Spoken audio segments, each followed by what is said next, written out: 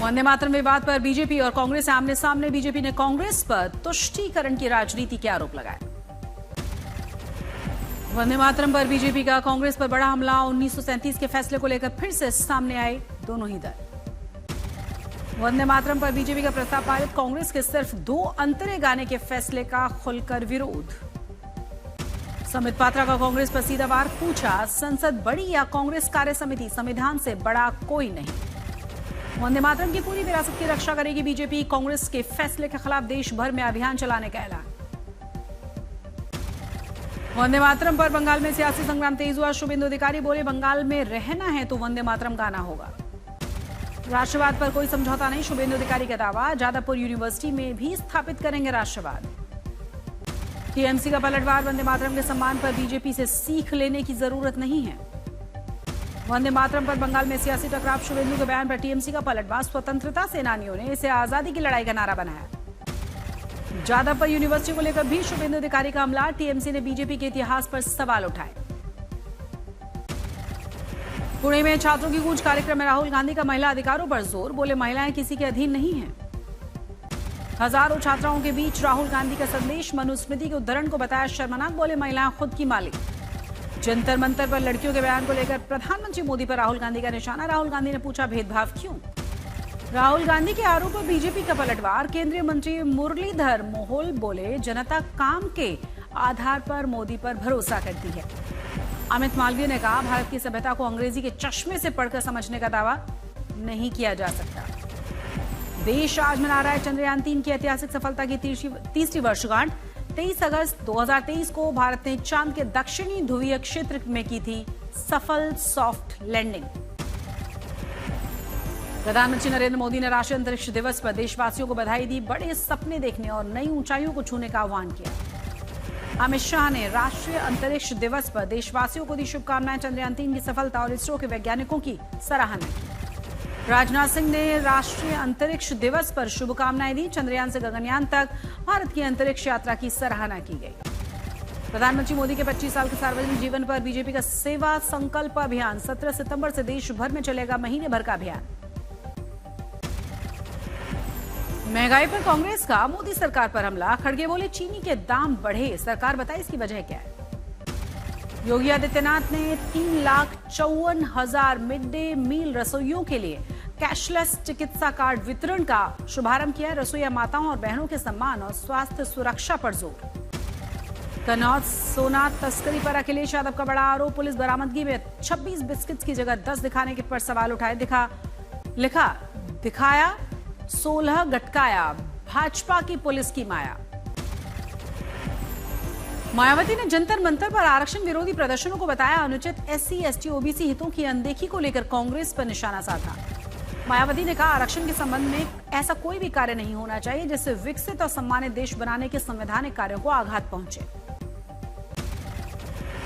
आरक्षण पर सियासी घमासान तेज हुआ। अखिलेश ने बीजेपी पर लगाया आरक्षण खत्म करने की साजिश के आरोप। अखिलेश यादव बोले, आरक्षण पीढ़ी का अधिकार है। अधिक सुधार और समीक्षा के नाम पर अधिकार कमजोर करने की कोशिश। अखिलेश के आरोपों पर बीजेपी का पलटवार। ब्रजेश पाठक बोले, छात्रों की मांगों पर केंद्रीय नेतृत्व से कराएंगे बात।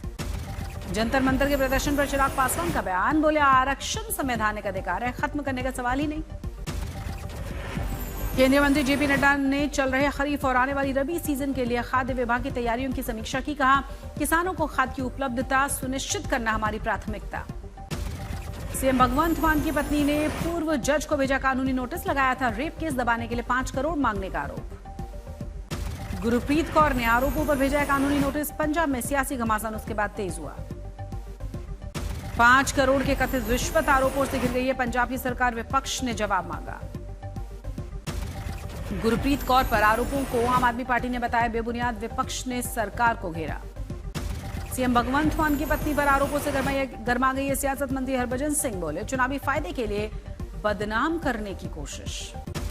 जाला में मराठा आरक्षण मुद्दे पर अब्दुल सत्तार ने मनोज जरांगे पाटिल से मुलाकात की। जरांगे ने 29 अगस्त तक विरोध प्रदर्शनों की बात दोहराई। मुर्शिदाबाद में पूर्व टीएमसी नेता अनुव्रत मंडल के सुरक्षाकर्मी के घर बीरभूमि पुलिस ने छापेमारी की है, जांच जारी। राजस्थान के जयपुर में मिलावटखोरों पर प्रशासन का शिकंजा। संदिग्ध मूंगफली का तेल 6,900 लीटर स्टॉक सीज किया गया। उदयपुर में 600 लीटर नकली दूध किया गया नष्ट। कई जिलों में बासी मिठाई, मावा, घी और तेल पर भी कार्रवाई। इस साल नवंबर महीने में प्रधानमंत्री मोदी कर सकते हैं दरभंगा एयरपोर्ट के नए टर्मिनल का उद्घाटन। निर्माण कार्य ने पकड़ी रफ्तार। दरभंगा एयरपोर्ट से जल्दी शुरू होगी रात्रि विमान सेवा। फिलहाल यहां से सिर्फ दिन में ही उड़ानों का हो रहा है संचालन। रक्षाबंधन पर योगी सरकार का बड़ा फैसला। महिलाओं के लिए फ्री बस यात्रा की सुविधा। 27 अगस्त की रात से 28 अगस्त की रात तक फ्री यात्रा। रक्षाबंधन पर अकोला रेल मेल सर्विस की खास पहल। राखी भेजने के लिए स्टेशन परिसर में स्पेशल काउंटर की शुरुआत। बहनों की लंबी कतारों से उन्हें राहत मिलेगी।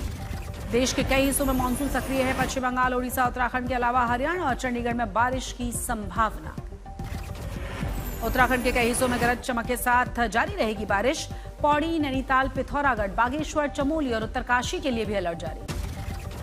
बिहार के दानापुर दियारा में बढ़ गया है गंगा नदी का जलस्तर। नाव से नदी पार करने वाले लोगों की सुरक्षा की चिंता। देहरादून के टपकेश्वर महादेव मंदिर में पास में पड़े हुए 2 पेड़ गिरे, 2 वाहन क्षतिग्रस्त। झमाझम बारिश के साथ हुई दिल्ली एनसीआर के दिन की शुरुआत। वीकेंड कूल हुआ। दिल्ली के इंडिया गेट इलाके में रेनी संडे का लुत्फ उठाने के लिए निकल आए लोग। रिमझिम बारिश के बीच लिया मौसम का मजा। तापमान में गिरावट। गाजियाबाद से लेकर गुरुग्राम तक मौसम में अचानक से बदला है मिजाज। काले बादलों के साथ झमाझम बारिश। मुंबई के भुवनेश्वर में गणेश प्रतिमा के आगमन। जुलूस के दौरान बड़ा हादसा। विशाल प्रतिमा गिरने से 2 लोगों की मौत की खबर, 5 घायल। भुवनेश्वर राजा की प्रतिमा गिरने के बाद अफरा तफरी मच गई थी। 5 घायल हुए। 7 साल की और 2 साल की बच्चियां भी इसमें शामिल। प्रतिमा का संतुलन बिगड़ने के बाद हादसा हुआ। घायलों को इलाज के लिए तुरंत ही अस्पताल में भर्ती करवाया गया।